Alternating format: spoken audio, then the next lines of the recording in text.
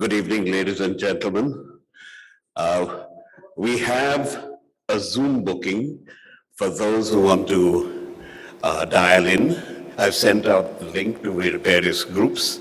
It was a one-way link, so we need to start in 5 minutes because I know people will trickle in, but let's not wait for more than 5 minutes if that's okay with everybody. In the meantime, may I request everyone to put their phones on silent?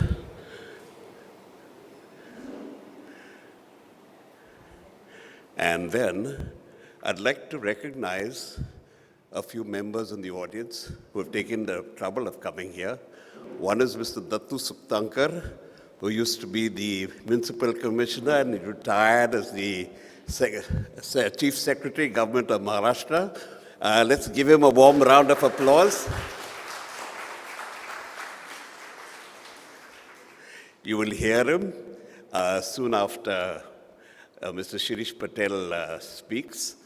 The other is Mr. Michael Pinto, who is the Director General of Shipping, the Director General of the JNPT, of Union Ministry of Shipping, Secretary Shipping. Let's welcome Michael. Michael also helps, we had started a movement to encourage our youth to join the civil services and the armed forces, and Michael helps a lot in that, and thank you once again. And I'm sure we'll get the support of Dattu and everybody else.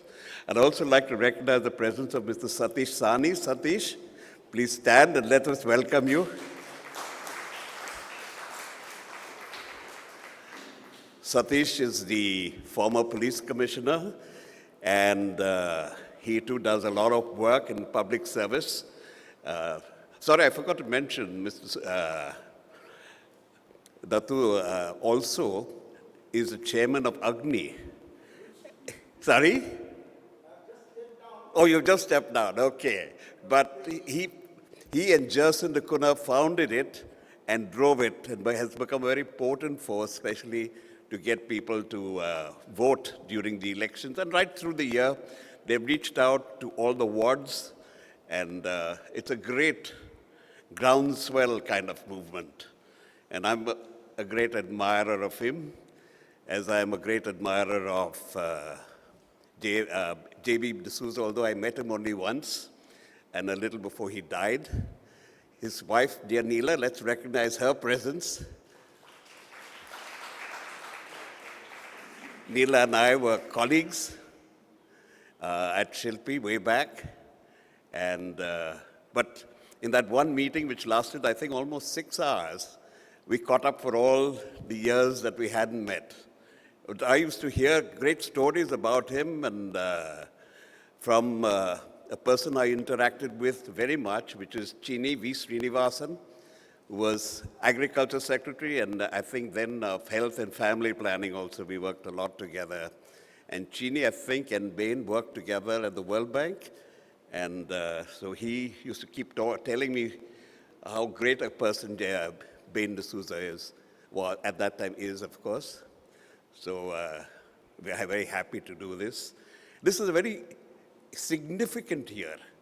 It's a centenary of Satyajit Ray. It's a birth centenary year of JB de Souza, Bain de Souza. It's also the birth centenary year of Varghese Kurian, whose birthday was on the 26th of November, and I had the privilege there again of being in Anand, because we have worked very closely for more than 40 years together, developing cooperatives in the villages across the country.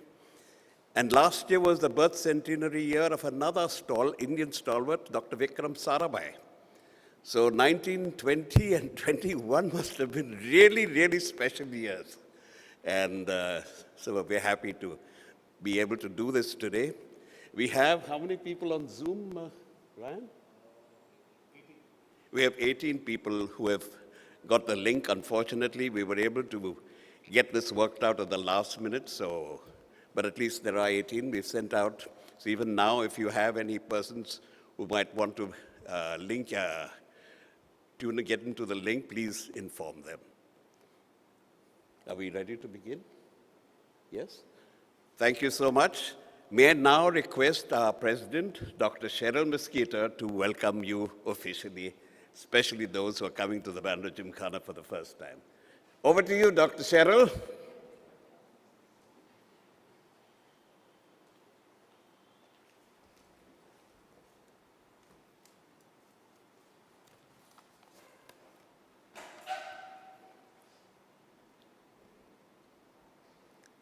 Good evening, dear friends. The Bandra Gymkhana, in association with the Mumbai Elders, a fraternity of retired civil servants, presents a celebration of the birth centenary of JB Souza, fondly called Bain, a legacy of integrity. I am honored to welcome this distinguished gathering of so many eminent personalities here today. Joseph Bain de Souza, pride of the East Indian community, was born in 1921. He schooled at St. Xavier's High School, Mumbai, and graduated from St. Xavier's College with a BA honorary in 1942. He did his Masters of Public Administration from the universities of Syracuse and Harvard in the US in 1955 and 1956. He served in the Indian Navy from 1943 to 1946 and in the IAS from 1947 to 1979. Through a distinguished career in the IAS, JB de Souza, Bain, to all who knew him well, had a number of fascinating jobs. He was in charge of rehabilitating East Pakistani refugees in Chandrapur. He was General Manager of Bombay's BEST, the city's Municipal Commissioner, Maharashtra's Chief Secretary, and much more. He retired in 1979 as Secretary of the Works and Housing Ministry in New Delhi. He had all these interesting jobs and he lived in interesting times. Perhaps we all do so much, so that's no more than a cliché. But the difference was that he took on tasks that gave him the perspective on the times he lived through.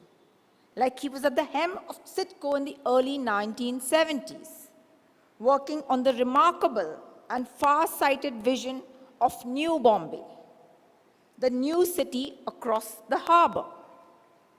Like spearheading a valiant but futile effort to bring justice to bear on the horrific crimes of 1992 and 93 in Bombay. JB de Souza devoted most of his professional life to reforming Indian cities. He worked with legendary zeal, honesty, and attention to detail. Bain was all those things, and each of them spoke for the kind of man he was. And all through, he was also a husband and father. He taught his children mathematics and badminton, respect for integrity, the worth of hard work. And he also had a wicked sense of humor and what public service must mean. Lessons for all of us from a life of purpose and meaning. Now, I am sure you all will have a very informative and enjoyable evening. Thank you.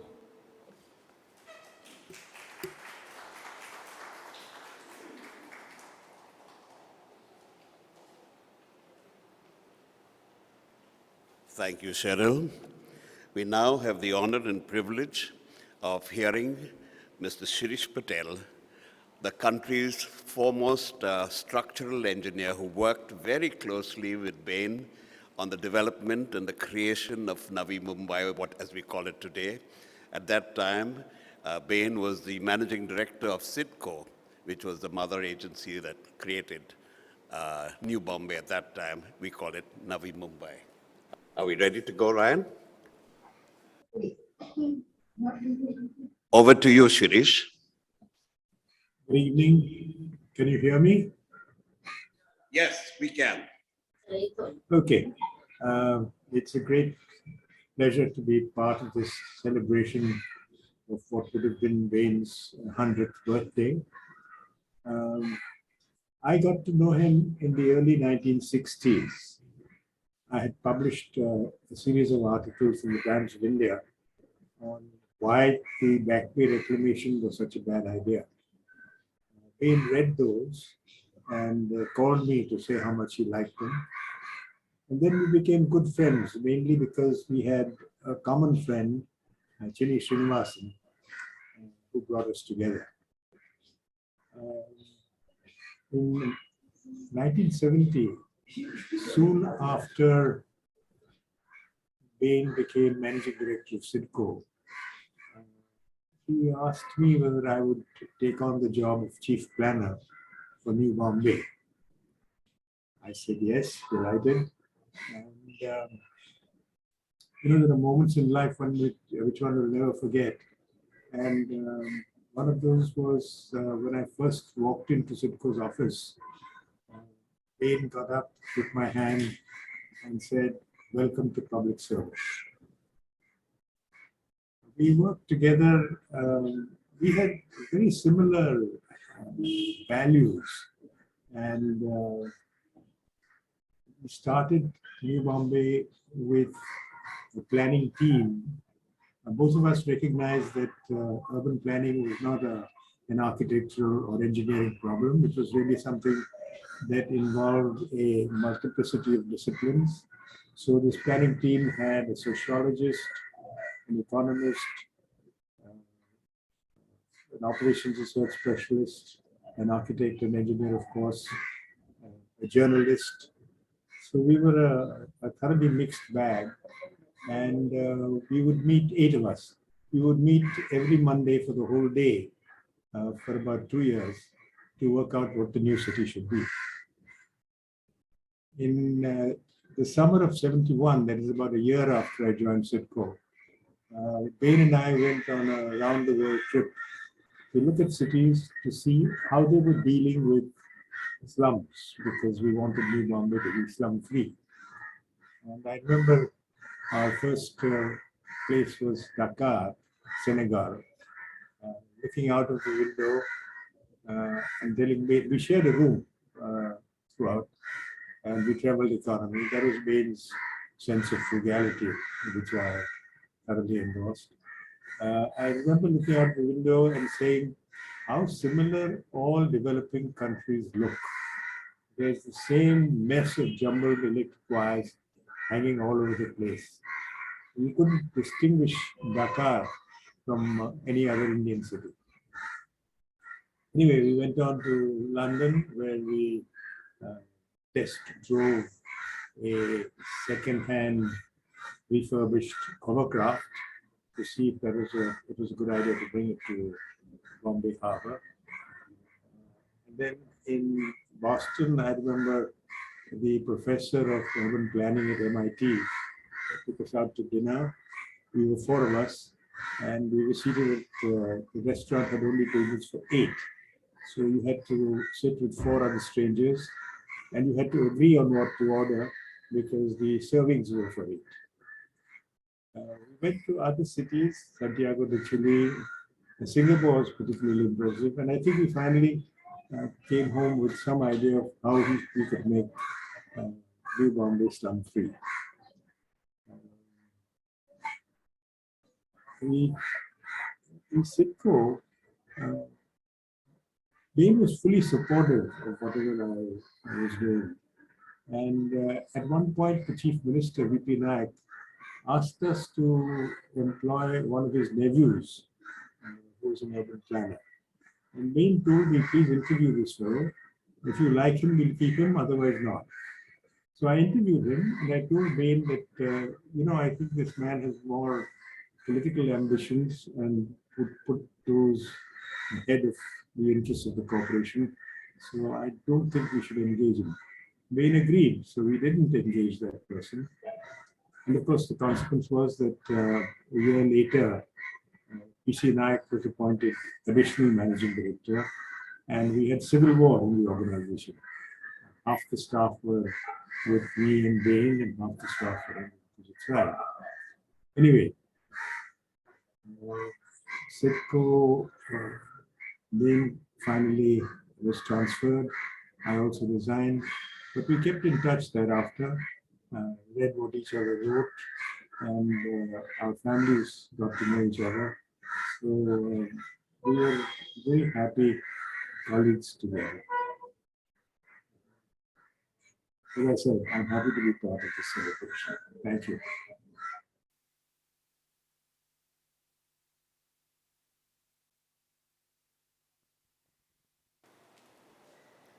Thank you so much, Shirish, for taking the trouble. And thank you, Ryan, for making it possible.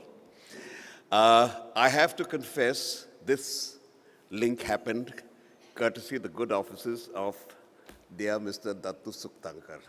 Dattu, thank you so much for making this possible. And may we have the pleasure of hearing you, because you were Education Secretary at the time Bain was Chief Secretary, right? Over to you, Dattu. Thank you. Please. Yep.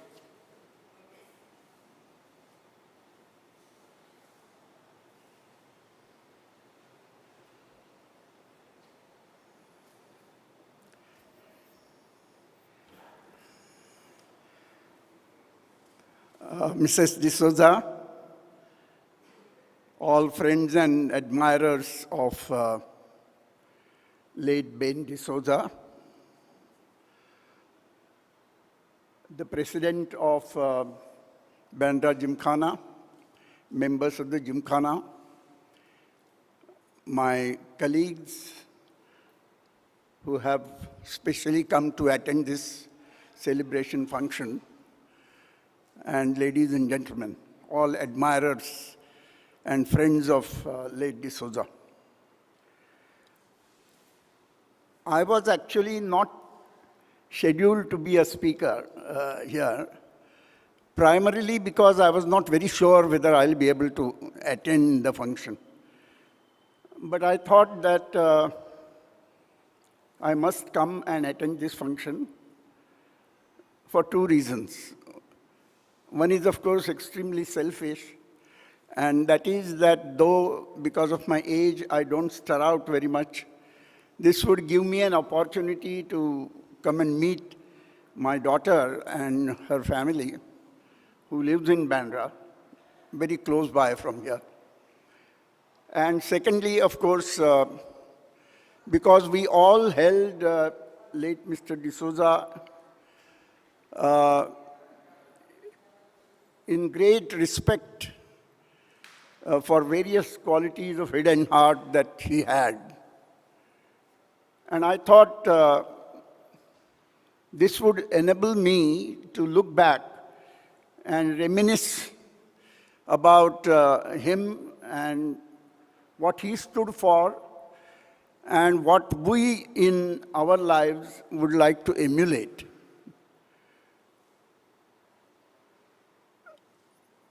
Here it has been said that Mr. D'Souza was a legacy of integrity. Yes, certainly. But that's not all. I remember that when we all entered the Indian Administrative Service and we were trained in the training school, we were asked to imbibe certain values and certain principles which we must strictly adhere to in the course of our career. One, of course, was personal integrity. The second was political neutrality. We owe our allegiance to the Constitution and not to the party in power. The party in power, of course, forms the government. You have to serve the government. And so long as the chief minister, the minister in charge of the portfolio of the department which you are heading or of which you are a part, tells you to do what is legal, you certainly would promptly obey his orders and instructions. But you would give your own objective advice before the minister or the decision-making authority takes the decision. And this was constantly dinned in our ears, that don't hesitate to put your views on the file in a polite manner, but at the same time in a very forthright and clear manner. If you don't do that, then you have failed in your duty. So these were quite a few important things that were instilled in our minds. And Mr. D'Souza was really an embodiment of many of these values. He was a stickler for discipline, punctuality, and people used to joke that, and which is true, sometimes he used to do it, he would ring up on the internal phone in the Mantralaya a secretary's number and try and find out whether he had reached the office at 10 o'clock or whatever may be the time. And if he had not, he would caution him, not admonish him, but tell him that if you do not come in time, how do you expect your subordinates to turn up in time? So he was that kind of a person who was, I wouldn't say very effusive or who talked quite a lot or anything like that. He believed in what he did rather than merely tendering advice or counsel. He is very well known for his contribution to the formation of New Bombay. I think that was his main contribution in my estimation. Urban development, urban planning, a exercise in planning or the process of planning which was essentially people-oriented. You know, planning is urban planning is an academic discipline, and there are various principles of planning that one has to follow. But ultimately, when you are preparing a plan, you have to bear in mind what the people think and how it will affect the people for whom you are planning. And that was something which even today, Mr. Shirish Patel, for example, has been also a champion of that. And I think many of our city planners tend to forget that they may be academically very correct in what they are trying to do in the process of planning, but possibly that may not really subserve the larger public interest. And therefore, I think persons like D'Souza, who had their ears to the ground and who would always bear in mind what was in the larger interests of the public, whether it was urban planning or anything else for that matter, they were looked up to. There were several others, beginning from, I remember, look back, B.B. Paymaster, Mr. P.D. Kasbekar, Mr. D'Souza, Mr. B.G. Deshmukh, and I don't want to miss any name, but these immediately come to mind. And it was, I think, a great pleasure to learn from them and to emulate them.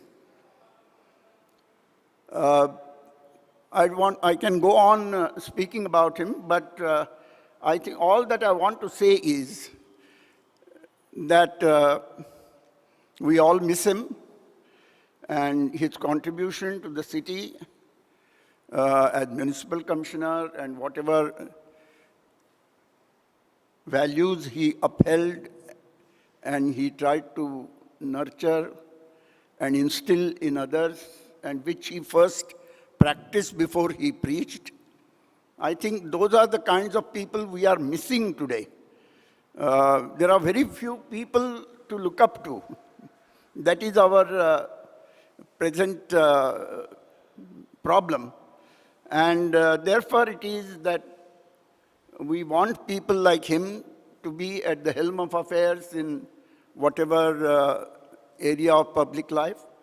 And let us hope that whatever he did, the life that he lived, and the principles that he practiced will inspire all of us, the younger and upcoming generations. And I would only say that my sympathies with his family, of course, they still remember him and would continue to remember and inspire some of us to remember him.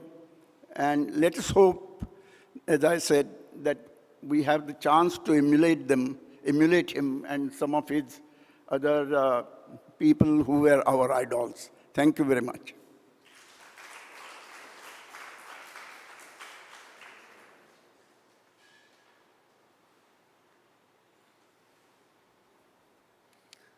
Mr. Sukhtankar had referred, thank you so much, Mr. Sukhtankar, had referred to the instance of Mr. Bain D'Souza being holding his allegiance to the Constitution and not to a political party or any chief minister. I remember reading an anecdote once when a chief minister used the official car for election purposes, and Mr. D'Souza sent him a debit note, the cost of that car, which naturally created quite a problem, but that was his sense of integrity. I now have the honor and privilege of informing you that we have Mr. Julio Ribeiro. Unfortunately, he is not able to be with us today, but he has taken the trouble of penning down a message, which I shall read. Julio, as you all know, we refer to him as the top cop. He was ultimately, he was a police commissioner here, the Director General of Police in Gujarat, and then of Punjab, and then the ambassador, India's ambassador to Romania. And like Mr. Dattu Sukhtankar, very closely involved in the development and the goodwill and integrity of the society. Let's have Mr. Ribeiro on.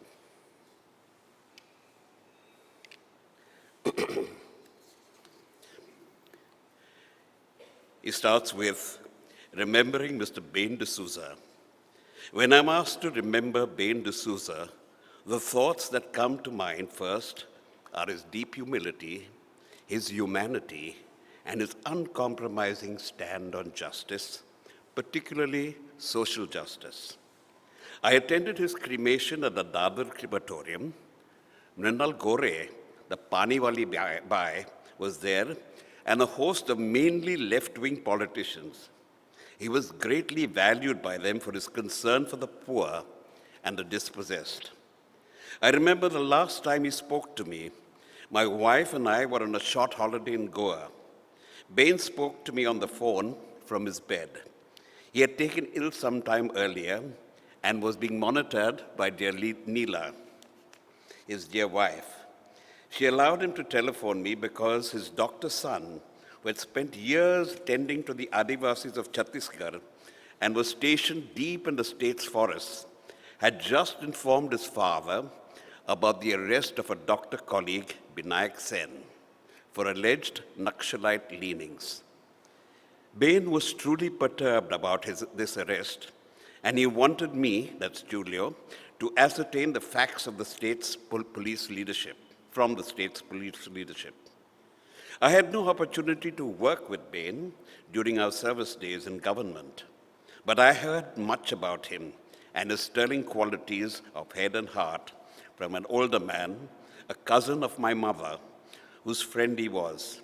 They sported the same values and, incidentally, the same surname, and both had held commissions in the armed forces during World War II.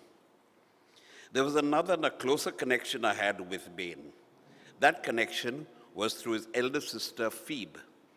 She had been my class teacher in Standard 3 of St. Xavier's High School. But it was only after I was posted as Deputy Commissioner of Police in charge of central Mumbai and the eastern suburbs that I made contact with her again. She was a Mrs. Ferreira, now living in Ferreira Mansion in Mahim, which was one of the 10 police stations in my charge. Every time I met her, she pleaded with me to pray for a brother's return to Jesus and the church. This was the one feat which neither Miss Phoebe nor I could pull off. Yet I have no doubt at all that Bain is ensconced in heaven, religion or no religion. Bain was a man of goodwill, a man of integrity. Thank you, Julia.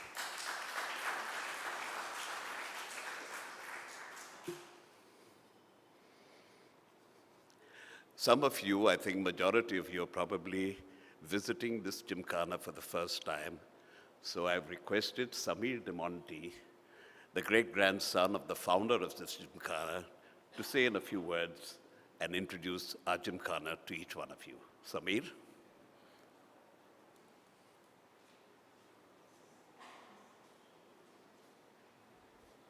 Thanks, Raj. I'll keep it brief so that we don't interrupt the flow of the evening. The Gymkhana was founded by a group of citizens led by three prominent local East Indian citizens, Dr. D.A. De Monte, Leo Rodriguez, and J.S. Pereira.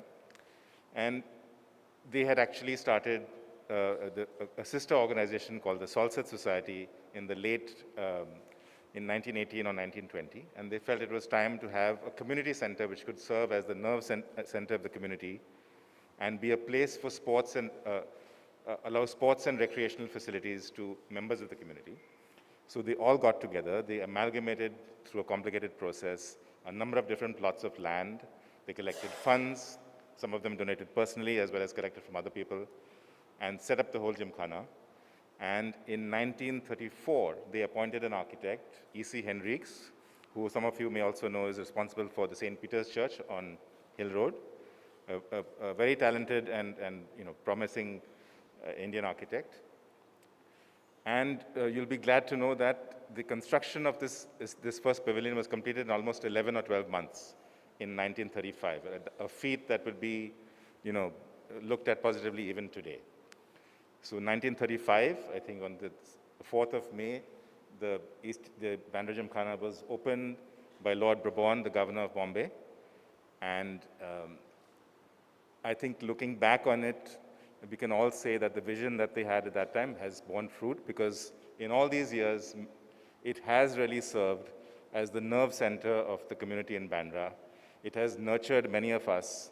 It has, provided kind of a center around which the whole community can revolve. So I think we have to be grateful to them and look back at all these years with some amount of pride and joy in that. Thank you.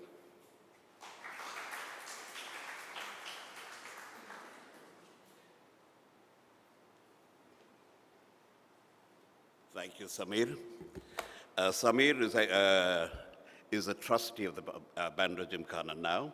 And now, you've noticed that in our invitation, we had said the Bandra Gymkhana East Indian Halls. And many of you must be thinking who these East Indians are. Are they from West Bengal or East Bengal?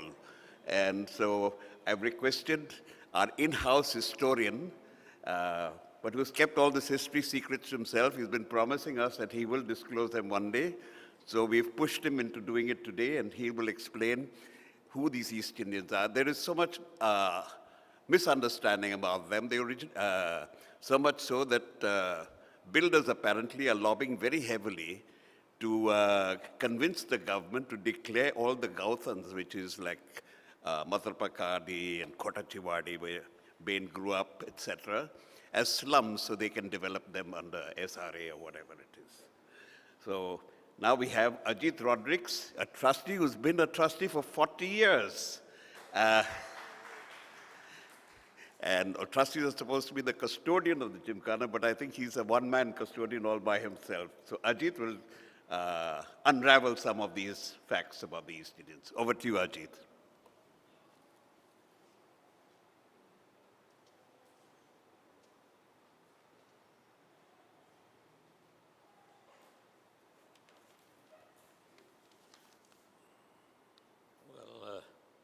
Well, good evening, ladies and gentlemen. It's true, the posters and announcements for this evening mentioned the East Indian Hall at the Bandra Gymkhana. And, well, Roger did that.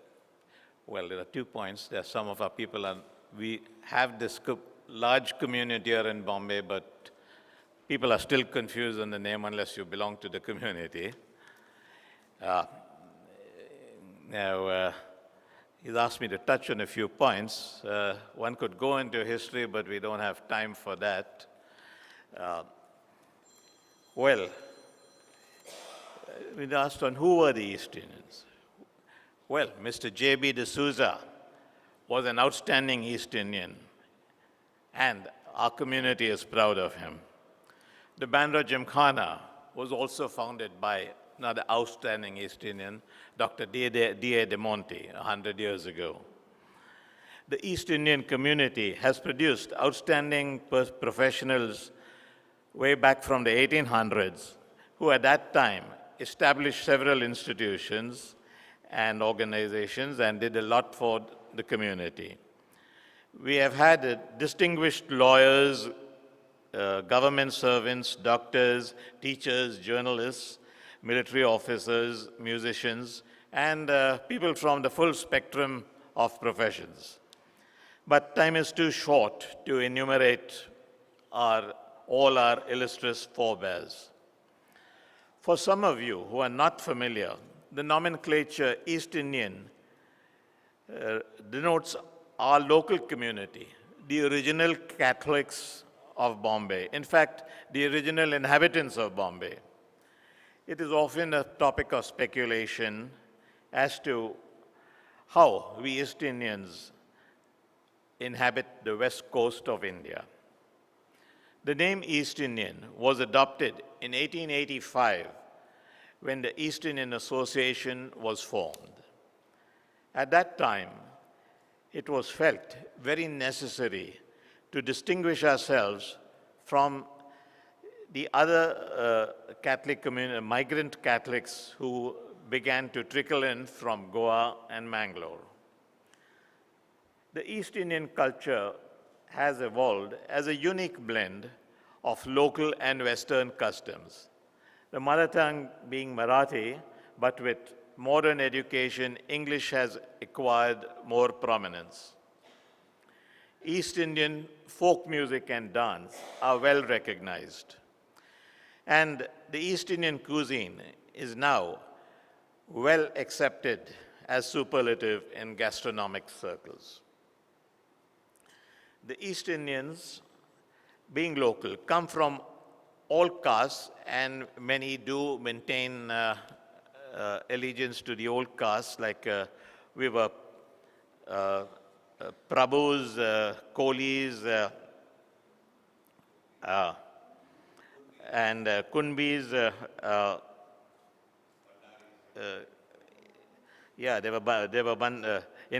were Bandaris and Kumbars and several others. Of course, a large proportion were Shetkari Kunbis who had land, but having land where a great number went into the professions and having access to education, studied and developed the community.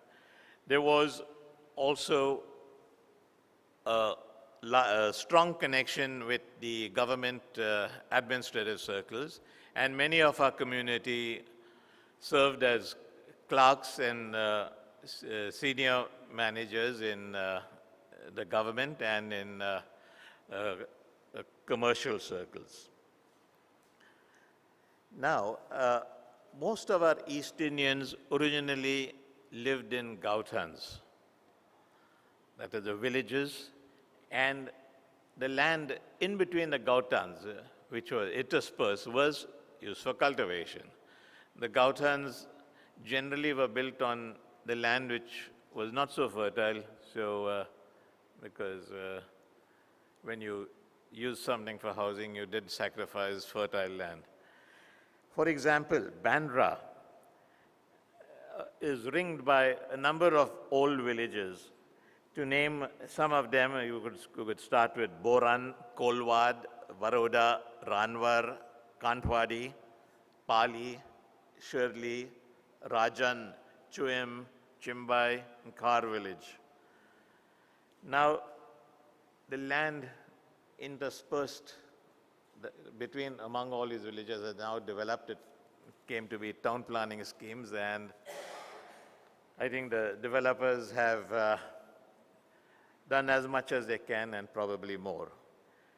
Now, the pressure is coming upon the Gauthans. Builders and developers want to get at these Gauthans and are using various means to get the government to help them in some ways. Now, we are concerned that the Gauthans should not get classified as slums so that the SRA rules can be used.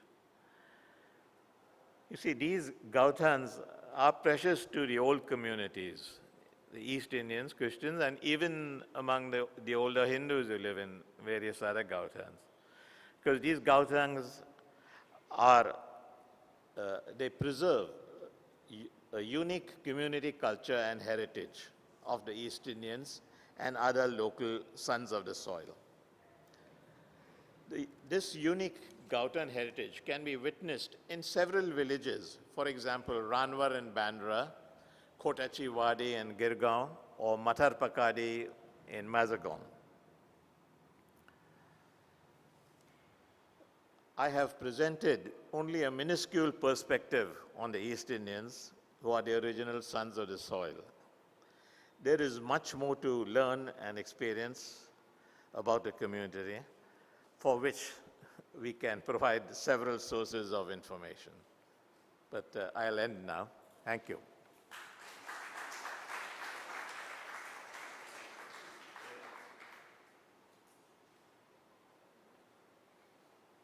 Thank you, Ajit.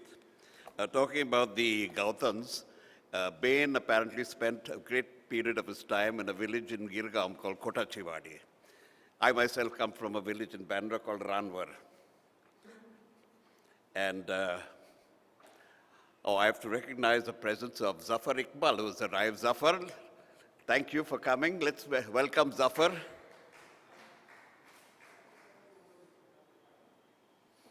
Please sit down. Thank you, Zafar. Zafar is also previously from the civil services.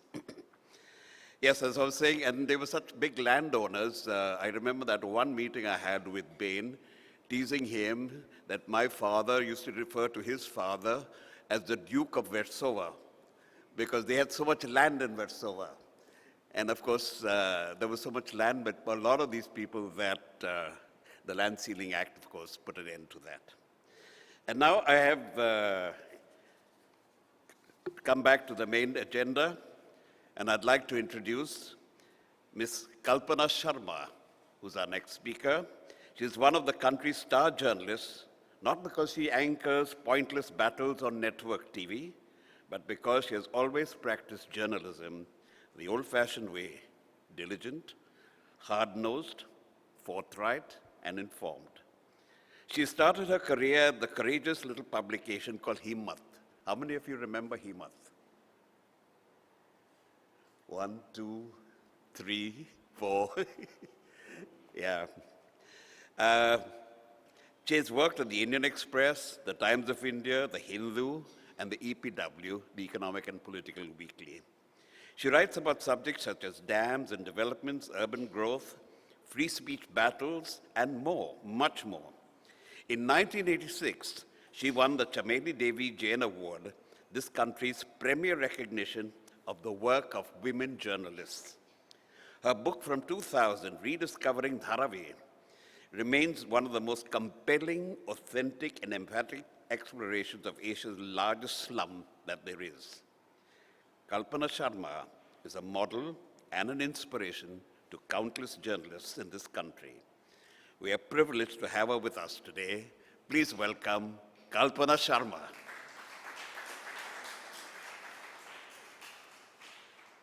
Thank you, Kalpana.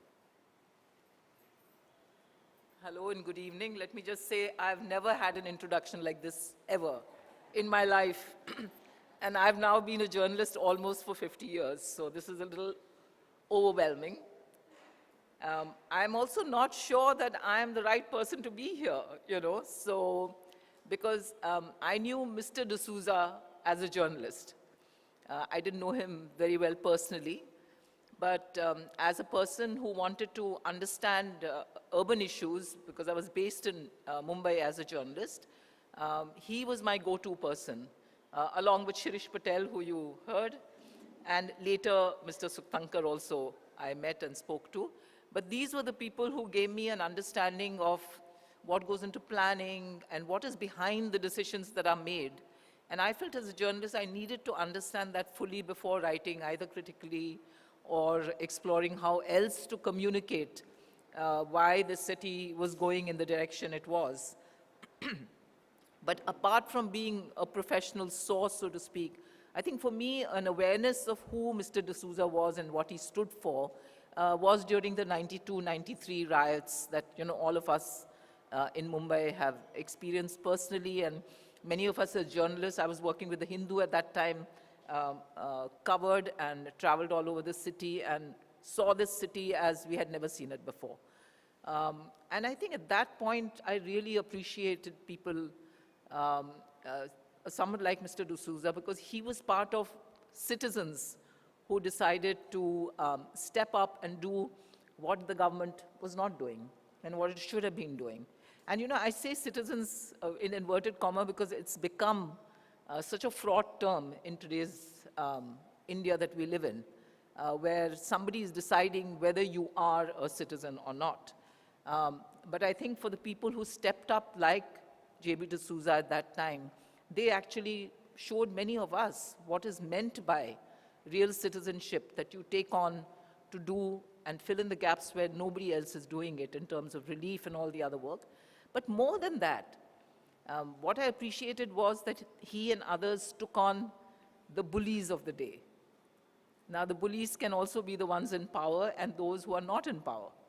And at that time, as we all know, the people who were doing what they were doing were not in power, but they were the power. They were actually running this city through the law enforcement agency indirectly, and we could see it visually where many times the police just stood by when the rioting took place, when the attacks were taking place in certain areas, where crosses were put on certain houses and they were attacked, where Muslims were urging even us journalists. They took our numbers, so they called us for help to get them, get the army to intervene, to get anyone to intervene to save them. And the fact that Mr. De Souza took on the Shiv Sena and filed cases and also went after the government to ensure that the Sri Krishna Commission report, which was a remarkable report actually. If we look back on the history of riots, I think that report will really truly stand out as something remarkable. And yet, as we know, nothing really came of it, as with many other reports. And despite many people pushing and pursuing, there's been no closure on many of the things that were there. But despite all this, the fact that somebody, with what we've heard just now of who he was, that he did this and he took it on, to me at least, it was a lesson in what it means to be a true citizen of this country and to intervene in this way. The other thing is a little personal. You know, actually, my father was born in 1920, and I didn't realize till I heard about the centennial of Mr. D'Souza that he was 1921. So my dad would have been 100 years last year. And after he passed, which was 9 years ago, my sibling and I have often discussed this and said, what was it about that generation, you know, that made them so special? My dad was not a famous man or anything, but there was a difference, you know, and we felt it as children and our family. And maybe it was the times in which they grew up. And today I was trying to think about it, and the word I came up with was humaneness. I feel there was in them, regardless of what positions they held and where they were in hierarchies and so on, there was something that was different, and I think it was born out of the times in which they lived. And these are values that are more needed today than ever before, of integrity certainly, but of humaneness, you know, which we are missing, and it's disappearing so fast that many of us wonder whether we'll ever get back to the India that even people of my age knew, leave alone younger people. I won't say much more. I just want to end with this obituary of Mr. D'Souza that appeared in the Guardian newspaper, written by Nigel Harris, which again, many of us who write on urban issues know Nigel Harris as an authority on these issues. And I thought this particular paragraph, I think, sums up very much what Mr. D'Souza was and stood for. He writes, in the heap of venality that passes so often for government in his homeland, he was one of those diamonds glittering in its depths, men and women who remained, despite all odds, dedicated to the idea of public service, a notion becoming almost quaint in modern India's world of swashbuckling capitalism. Yes, I think, Mr. D'Souza, diamond is one thing you can use as a comparison, but I think they were the gems of a generation, and I think their lives and the values that they stood for is what we must remember, and we must find ways to see how these can be, that they can still survive in the India that we inhabit. Thank you very much for inviting me, and Mrs. D'Souza, one of the reasons I came was so that I could meet you, and of course, Dilip and Vibha and their daughter, who I haven't also met for a long time. Thank you. Thank you so much.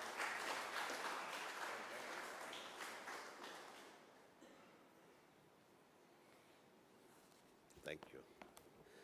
Our next speaker is the birthday boy of today, Walter Vieira. Let's stand up and wish him a happy birthday, Walter. Happy birthday.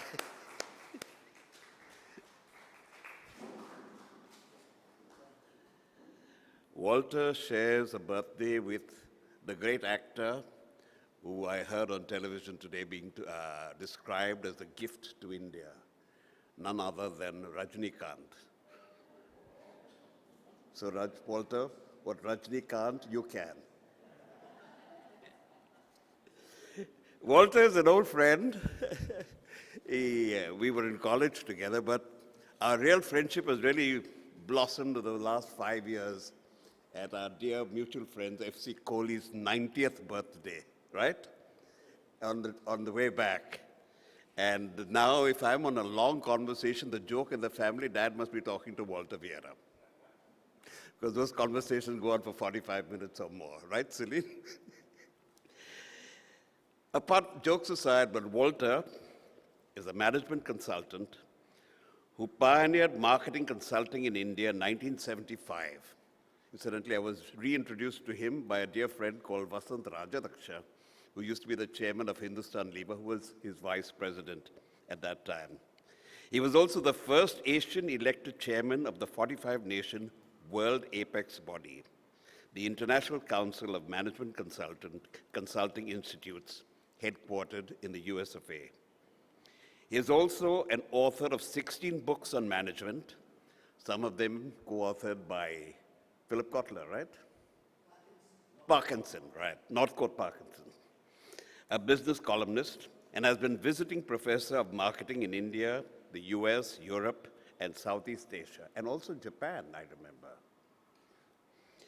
He now spends most of his time on NGO work. He's the chairman of the Consumer Education Research Society, which we often refer to as CERC, the Money Life Foundation, headed by Sucheta Dalal, and many others.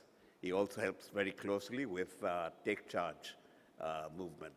Ladies and gentlemen, let's welcome Walter Vieira, who knew Bain more as a friend, right, Walter? Okay, over to you.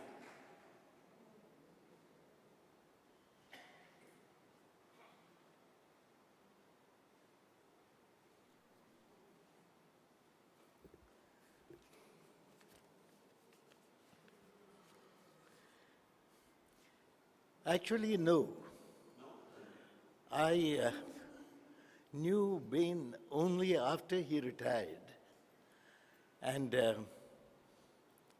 just as a social friend.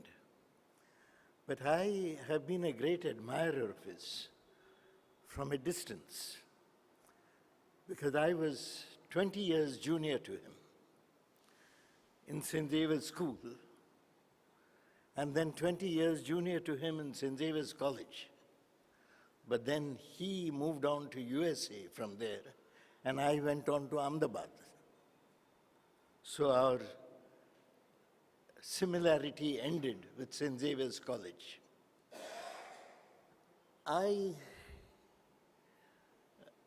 Somehow we never had anything much to do with each other. He was in government and I was in the pharmaceutical industry. But I kept meeting people all the time who had something to do with Bains. And with these stories, I developed, in a way, hero worship for this man I'd never met. Therefore, I'm going to tell you a few stories of what built for me this image of a man called J.B. Souza. You know, many, many years ago, when he was Chief Secretary of the Maharashtra government, I had a friend of mine who was driving from Chembur to town, to Fort area, and on the way he saw at the bus stop, Neela was waiting for a bus. And he was a little surprised. He saw the bus stop was not crowded, and this was opposite that school, I think Christchurch School or whatever, apparently where she had gone. And this man stopped and gave a lift. And he said, "What, Neela, you didn't have a car today to..." She said, "No, I don't have a car any day."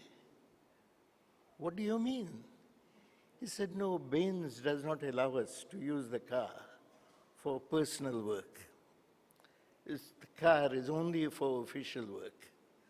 We all travel by bus, or if we are in a rush, by cab." And I thought, hello, very unusual. For a Chief Secretary of Maharashtra not to, let's say, get the use of the car by his wife, or sometimes children. This is many, many, many years ago. Made a great, I never forgot that. But then it repeated again when, after retirement from government, he joined the Administrative Staff College of India in Hyderabad. And I used to teach at the Administrative Staff College as a visiting professor, and I happened to be there at that time when he had just taken over. I think it was the first 10 days of his taking over. And the head of marketing there had a dinner party for Bains and his wife, kind of welcome to Hyderabad and welcome to ASCII. And because I happened to be in Hyderabad, they invited me as well. So I was there at dinner at 8 o'clock, and Bain and his wife came exactly on time, and they had come by auto rickshaw. So the host asked again, said, you something wrong with the car? Or he said, no, I thought this was a private party, not official. And Sareen said, yes, it is a private party, but why did you come by auto rickshaw? He says, no, because if it's a private party, I travel by private carrier, and I took an auto. That was the best way of getting here. Didn't use his car of Administrative Staff College. So Baines had not changed from Secretary of the Government of Maharashtra to Director of the Administrative Staff College. His principles remained the same, what he believed in. And this is what I meant by, this is a very good definition of him, a legacy of integrity. An integrity, lasting integrity, unchanging. He, at another time during the emergency had just been declared by Indira Gandhi. And I think it was about a fortnight or a month after the emergency was declared, JB Souza was traveling from Delhi to Bombay. On the same flight was Mr. P.C. Sethi, the Home Minister at that time of India, Home Minister of India at that time. And they were all on the same row, but at different ends. And when the plane had just got started, Mr. Sethi rang for the hostess, and she didn't come.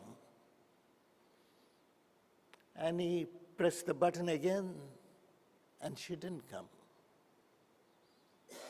And he pressed the button again after a couple of minutes, and she didn't come. What an insult he felt to the Home Minister of India, especially at the time of the emergency. When it had taken off and the lights were off, the green light was on, the hostess came and she said, yes, sir, what can I do for you? He wanted a glass of water. But he was so upset. He said, I rang thrice and you didn't come. Why? She said, sir, when the plane takes off, we cannot move. We have to wait till the green light is on. He says, but you know who I am? She said, no, sir. I am P.C. Sethi. He says, yes, sir. You still don't know who I am? She said, no, sir. I am the Home Minister of India. He says, oh, yes, sir. Thank you. Bring the complaints book. So she brought the complaints book, and he wrote a full paragraph, I think 4 or 5 lines, on how this girl, he took her name and wrote it, how she was so inefficient. And as I was giving the book back to him, a man called D'Souza, who was at the other end of the row, asked for the book. So the hostess gave it to him. And he wrote another paragraph saying how she was in fact right in not coming when Mr. Sethi asked for her, and therefore this complaint is not justified. Sethi, so he wanted to see what was written, and he saw this, and he was very upset. So he's got the pilot to send a message to Bombay Airport that this man should be arrested on arrival. So when they arrived, the plane came to a halt, and the stairway was put. Before that, Sethi asked him to walk in front of him. So he walked in front of him, and they came down together, and he started shouting, I believe, from the stairway, "Arrest him! Arrest him! He's the man." And the police recognized this man and saluted. How strange. And he walked through the, the arrival thing onto the car and went home.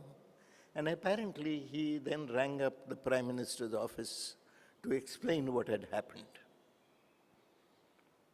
Obviously, he could not talk to the Prime Minister herself, but he spoke to the office or whoever it was. And the story goes that Indira Gandhi did not look upon this whole incident very kindly. If a week later, P.C. Sethi was no longer Home Minister of India.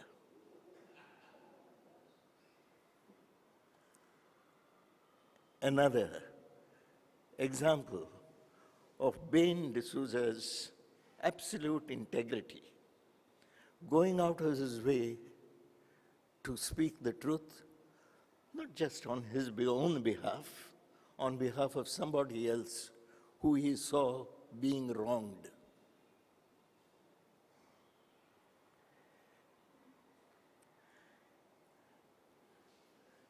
There was a very senior civil service person who used to be an old resident of Bombay initially, but moved on in life, became a very famous civil servant, and later became a governor of his state. Very well-known person, so I'm not telling the name, so you can ask me later.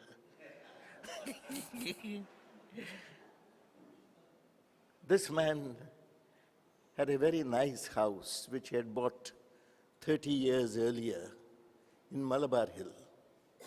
And because he was in this civil service and he was being posted all over the place in India, generally Delhi, and then he became governor somewhere, he had leased it out to a very large company. Very nice place, a good 4-bedroomed house, a very nice locality, up Altamount Road. And then he knew that his governorship was coming to an end, towards an end, and he will need the house. So he began preparing for it to get this vacated. You know, tenants and landlords in Bombay. Tenants become landlords, whether in Matar Pakadi or in Altamount Road. No chance. He issued a letter to the company. He bandied the knowledge that he is governor of this state, of a certain state, and of all that. Nothing worked. And so one day, when Bain de Souza was secretary in the Ministry of Housing in Delhi, and he happened to meet him at some dinner, and they knew each other, naturally. He said, "Mr. So-and-so, can you help me with getting this tenant out from this place? I need it for myself. I don't need it to give it to another tenant." "What do you want me to do, sir?" he asked. He says, "Use some strong-arm tactics to get him out." He said, "You know, sir, you are very much my senior, but I must tell you that the rules are the same for a clerk in the Bombay Port Trust or for the governor of a state. There is this much that can be done, no more." that was Bain de Souza for the governor of his state, a large state in this country. Time and again, whenever friends of mine told me about Bain de Souza, my admiration for him became greater and greater, until finally we met. I mean, during this time, you know, when I became a little senior and he had more or less retired, we spoke at some seminars on the same platform, but not really social interaction. But we found that we had some common friends, and one of them was Prakash Tandon, who was former chairman of Levers. And Tandon was much retired from everything. He was retired chairman of Hindustan Lever, he was retired chairman of State Trading Corporation, Punjab National Bank, retired chairman of Indian Institute of Management. Finally he sat in a chair and started, you know, spending his time socializing more than really working. And on one of those evenings, he happened to invite some 6 or 8 couples, of which there was Bain de Souza and myself as couples, both. And there was somebody who happened to come who was the managing director of a very large multinational, and he came late. And Prakash Tandon was very keen about, you know, very particular about timings being followed. And instead of 8 o'clock, I think he came at 9. And then he straight away went to the bar and he said, "Oh, Mr. So-and-so, no scotch, is it? Only Indian whiskey?" What a foolish thing to say for a guest to a host. And Prakash Tandon was a little fazed. Imagine, even Tandon was taken aback by this kind of abrasiveness. And a man called Bain de Souza quietly stepped forward and he said, "You know, when you come to a party like this, you must carry your own hip flask."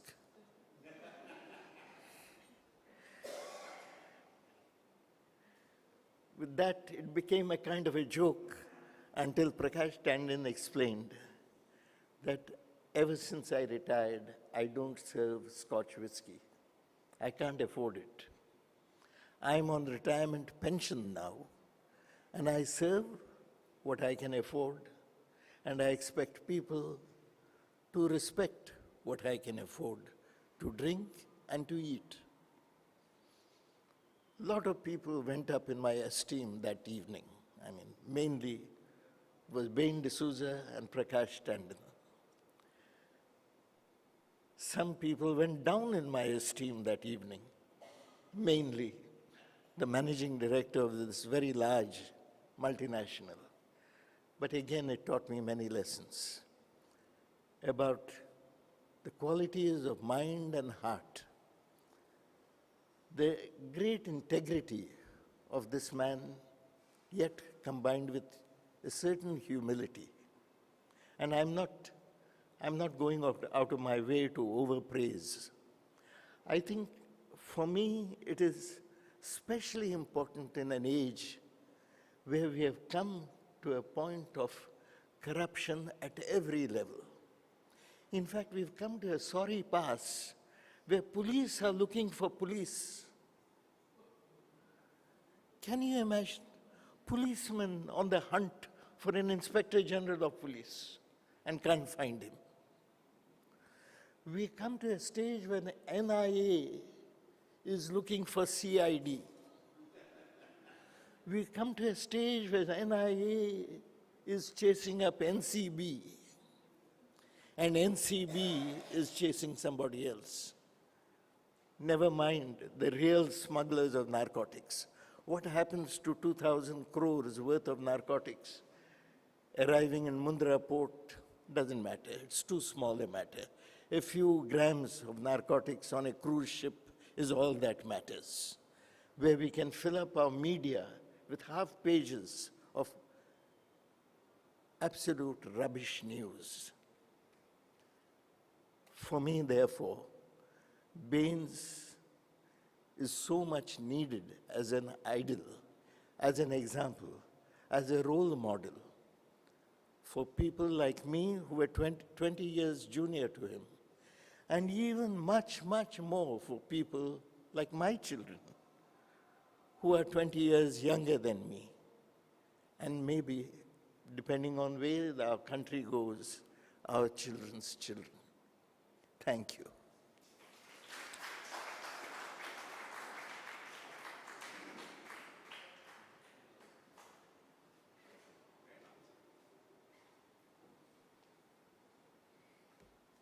Thank you, Walter. That was very interesting and entertaining also.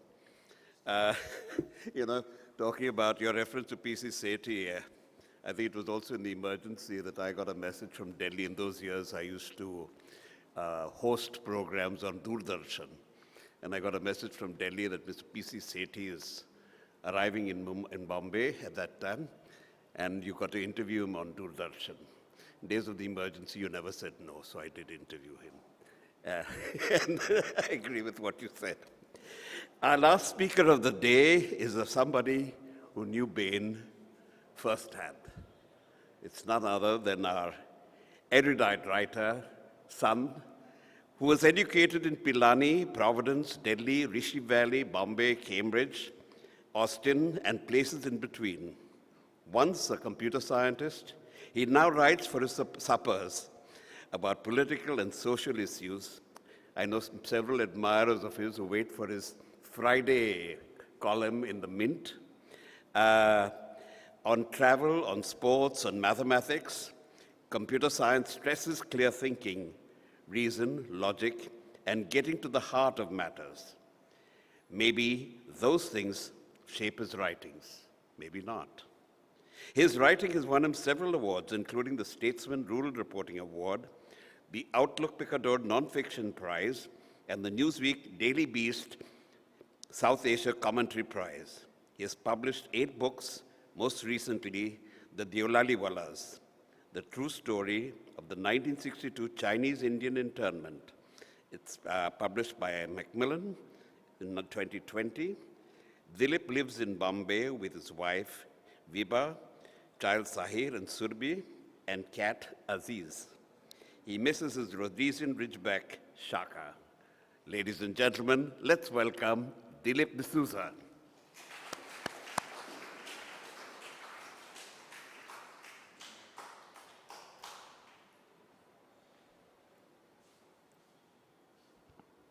Thank you. It's good to see all of you here. I want to actually start by pointing out that our first speaker, Shirish, is in these little, down there with my father and the handsome guy with the mustache talking to Indira Gandhi and Rafiq Zakaria. That's the same Shirish. I think he's left us now, but anyway, that was Shirish. And I wanted to also add a little, what's it called, like a postscript to the story you told about the auto rickshaw in Hyderabad at ASCII. So when my father joined the staff college, there was a need to cut down on expenses, to put it very broadly. And one thing he did was get rid of the official car and bought an auto rickshaw for the use of the principal of the college, which was him. So, and we lived, the principal's flat was this gorgeous flat that used to belong to the Turkish wife of the Nizam, something to that effect. And it had an enormous portico where usually this fancy car sat, and now an auto rickshaw sat in that. I really think actually my father would have been startled to see all of you here.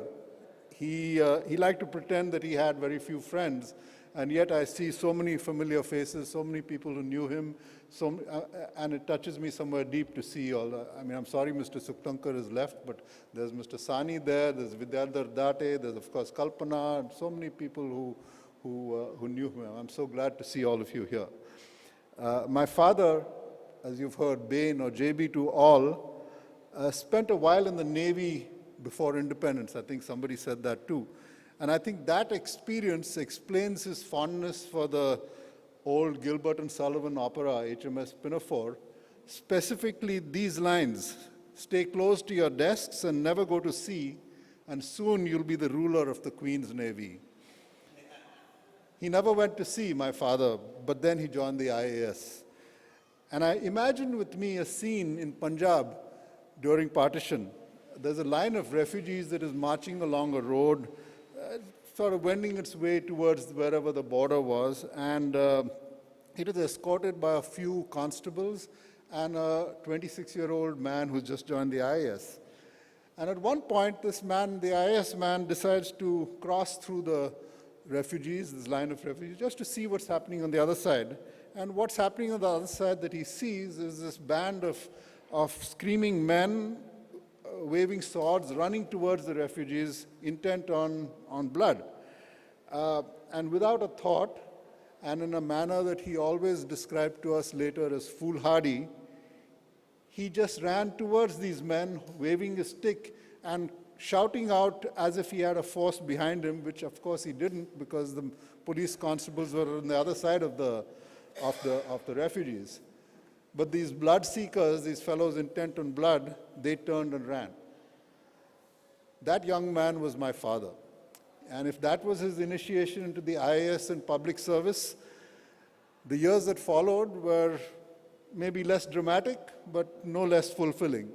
I want to tell you about one time that as the general manager of BEST, he confronted a fiery, eloquent union leader named, you may remember, George Fernandez, leading at that time a strike of BEST workers. What made it hard was that Fernandez thought nothing of turning his back on commitments that were made in negotiations and was skilled at rousing the workers to a fever pitch of anger, particularly against the general manager of BEST.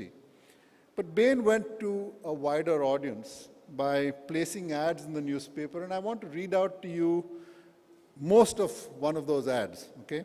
And this is how it went. If you ordinarily travel by bus, the BEST regrets the hardship its striking workers have imposed on you. We would like to bring the strike to an end as soon as possible, but further concessions to BEST strikers will cost you at least another 10 paise a day. Remember, we're talking about 1967, okay? Where 10 paise meant something. Should you pay more to raise the wages of BEST workers?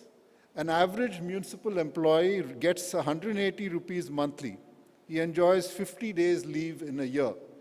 An average BEST worker gets 300 rupees monthly. He may also earn an incentive bonus of 50 to 60 rupees.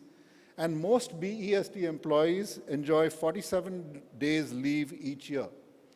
An IAS officer starts his career earning 520 rupees monthly, and throughout his career, he gets no more than 45 days of leave a year. We in the BEST are not averse to paying our workers even better, but this burden must not fall on you. We can pay better if our costs are reduced by economies. Such economies were proposed to the workers' union. They were being discussed, but quite suddenly, Mr. Fernandez decided to call a strike. The strike continues, and you have to walk to work. For this, though we are not responsible, we are extremely sorry. This was the ad. The ads like these made Fernandez very uneasy because he knew they would erode public sympathy for the strikers. And sure enough, there was a huge morcha that harshly criticized the strike and public displeasure that George Fernandez had never, ever faced before. So days later, he called off the strike, and soon after, he shifted his political base to Bihar. And in his memoir, Bain writes, tongue-in-cheek, he must have had his reasons for moving, and I cannot believe that our little squabble in the BEST had anything to do with that. And then there were the eccentric letters that Bain got through his years in his career. All through, people would write him these eccentric letters, and he kept them in a file that he labeled howlers. And I want to read out to you a little bit of one of them. One of these letters a man wrote from Slater Road. He said, this was when Bain was general manager of the BEST. He said, I had the misfortune to travel by bus number 375 on route number 130 this day. When I got myself seated on the left-hand, last but one seat on the right flank of the upper deck, I had to immediately get up with immense pain because a pointed nail was functioning like a dagger. The dagger of your BEST has caused inroads in the back of the pant, which makes it useless for decent wearing purposes. So I always thought that it said something about Bain, that he saved letters like this and put them into this file called Howlers. In the family, we think that he saw them as the small perks of his job. And there are plenty more stories that I could tell, for I truly remember my father really as a man of stories. He had this favorite quote from Hamlet, "This above all, to thine own self be true, and it must follow as the night the day, that thou canst not be false to any man." So that day in the Punjab and throughout his life, this man stayed true to himself. And I think maybe it's because he did that all of you are here today.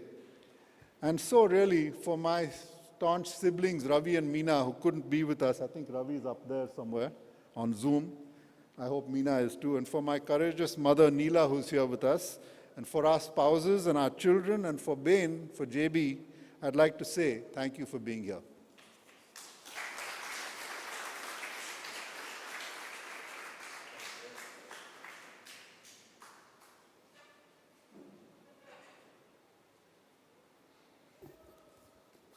Thank you, Dilip. That was truly heartwarming. Before we call this meeting to a close, is there anyone in the audience who'd like to say something about their experiences with Bain? Please come. That's Zafar? Come, Zafar.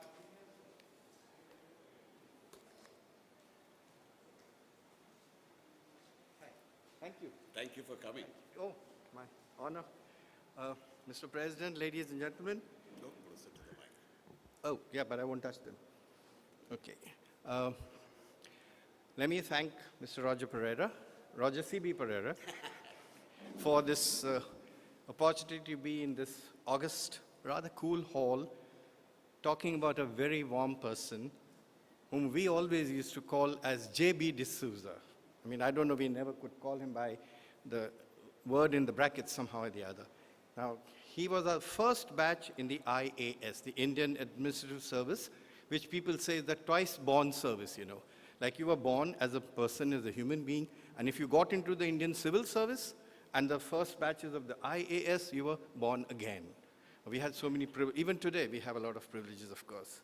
So I belong to the 1975 batch, and he was just about to retire a few years later. So I have so many instances to do. Mr. Dilip D'Souza, of course, writes for his dinner, and I write, but nobody gives me any dinner or lunch or something. But I've got a lot of anecdotes. I'll just share two small ones with you, because it's been a long time. You must have been here. They go back when he was Chief Secretary of Maharashtra. Of course, that BST incident is well known to me somehow. There's so many, of course, well known. Once in Aurangabad, there was this government plane, and Chief Minister was from Marathwada, Mr. Shankarrao Chauhan. They used to say that he was not the Chief Minister.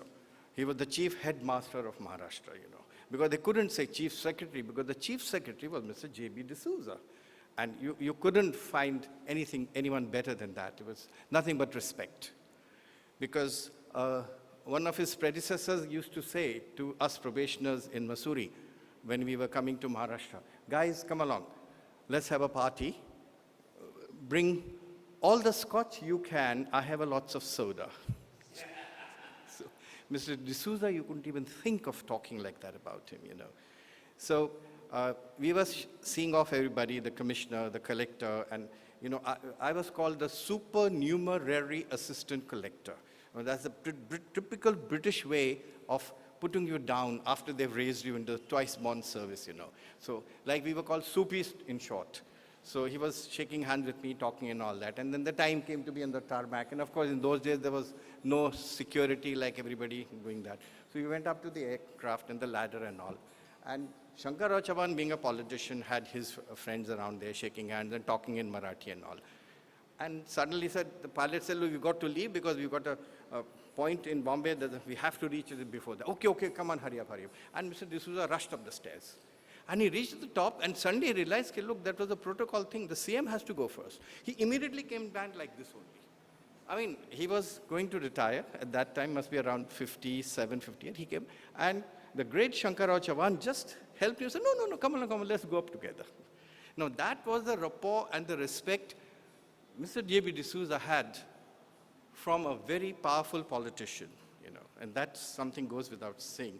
Then, a few years later, I was, of course, a few months later, a lot of you don't know who I am, but I'm a lot of things, and I'm a lot of nothings also. But I'm a great mullah basher, So personally, I have got 80,000 Musalmans operated upon in Aurangabad during those horrible but good emergency days, okay?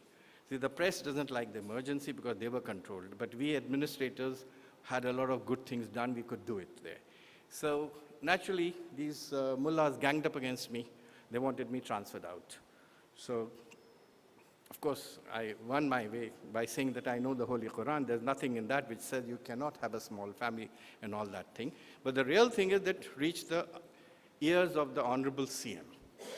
And as you know, chief ministers are what they are. He said, transfer this guy. Who is he?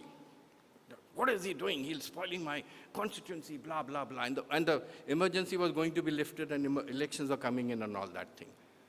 And Mr. J.B. D'Souza stood firm. He said, no, sir.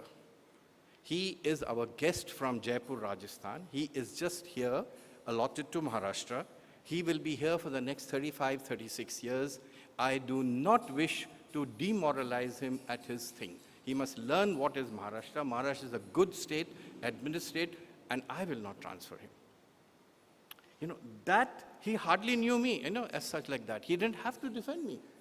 Today, I shouldn't say so, but a few years ago, any chief secretary would, okay, Karuntaka, transfer, out you go, like that. But Mr. J.B. D'Souza stood his ground for a youngster like me, who was 30 plus years his junior, and that is his greatness.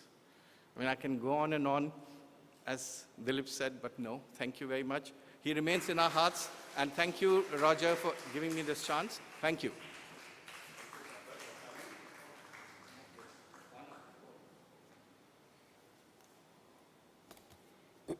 Is there anybody else? Michael, would you like to share something? Anybody else would like to share something? Any of our journalist friends? Okay. Any questions from the audience that you'd like our speakers to answer? Sorry?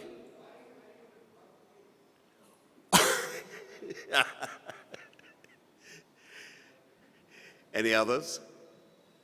Okay. Is Teresa Agia here? Teresa, would you like to propose a vote of thanks?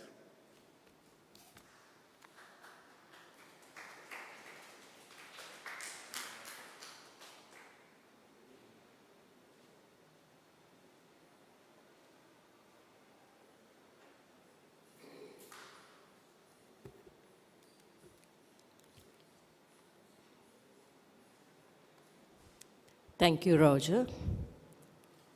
I have the pleasure this evening, on behalf of the Bandra Gymkhana, to propose this vote of thanks. Our special thanks go to our eminent speakers of this evening, who has given us an insight into the life of one of our the best East Indians, Mr. J.B. D'Souza, of whom we East Indians are proud. We have Mr. Siraj, Mr. Dilip D'Souza, Ma'am Kalpana, and Mr. Vieira, who have given us quite a bit into the life of Mr. JB Souza. I would also like to put on record a big thank you to the committee who has put this evening together, spearheaded by none other than Mr. Roger Pereira. Ryan, a big thank you to you. You are always there when we need you. And my dear people, a very big thank you to you all for having come here this evening. Good night and God bless.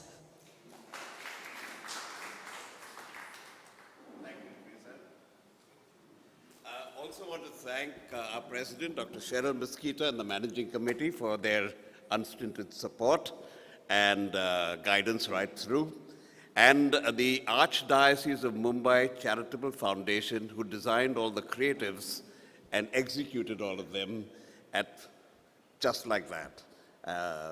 They're a very creative team, and I need to thank them for their instant and unwavering support. And thank you, ladies and gentlemen, for coming and taking the time. In view of the social distancing, instead of having trays with snacks, we've got Cheryl's idea of little boxes that you can take home and enjoy either here or on your way home. Thank you so much for coming, and Jai Hind.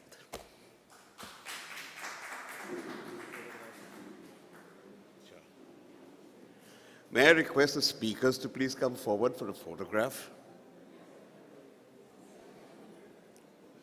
Michael, please join us. Satish, are you here? Zafar, our special guest.